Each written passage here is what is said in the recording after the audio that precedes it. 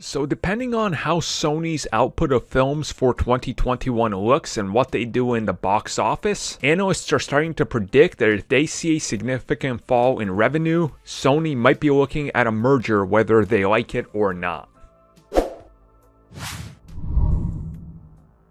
So before we get into this, let me try to explain what is holding back Sony merging with anybody, and that's their place of origin. If you're one of these companies that is based out of Japan, you have a certain amount of honor, and you have a certain amount of respect for what you're doing and where you're from. You do not want to bow your head in shame. That is one of the most insulting things you could do. We saw this with the old Sony hacks, specifically with the PlayStation Network. And this is important because Sony, if they were to sell or merge with someone, they would typically want to try to do it with another company based out of the same location, meaning Japan. Trying to avoid a takeover from a company that's based in another country is the goal of companies in Japan. That's how they operate. That's how it's been. That's why they have subsidiaries outside. That's why they have, for example, Nintendo of America or Sony's American branch. But everything still has to report back to Japan because that's the house. That's where you keep it, and that's where all the decisions are made. If those companies were ever to go under, they would want to sell in-house. Now, the important deal with Sony here is the fact that the entertainment industry is changing, and Sony has some pretty valuable IPs. Men in Black, Spider-Man, Jumanji, Goosebumps, and a few others, so like Ghostbusters, for example. So these are highly sought after, but Sony wants to try to keep them in-house.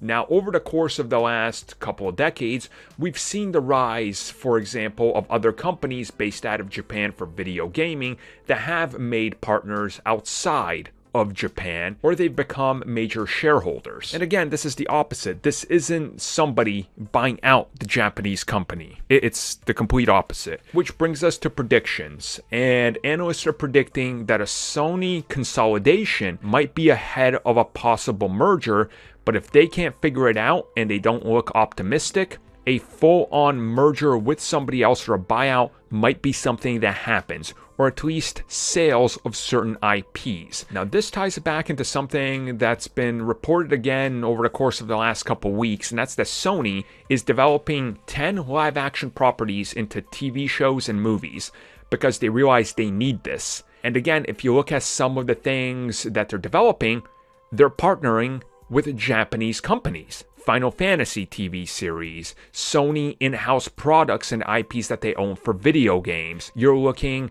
at more development of the likes of Capcom IPs, a reboot of Resident Evil. Again, they want to keep it in-house. That's where the value is. But as analysts are predicting, if they find a lack of success and a lack of being able to put these out through other sources, you could be seeing a major buyout of at least content-wise. Meaning that Sony could stay in control themselves, but they have an exclusive outlet. So at that point, you would look at somebody like Universal, WB, Paramount, even Disney, or maybe even Amazon or Apple, where they could make a partnership where that's the exclusive distributor. And at that point, they become operating partners, which that's a whole nother story I don't want to get into right now of how that would break down, because that is, good God, that would get complex.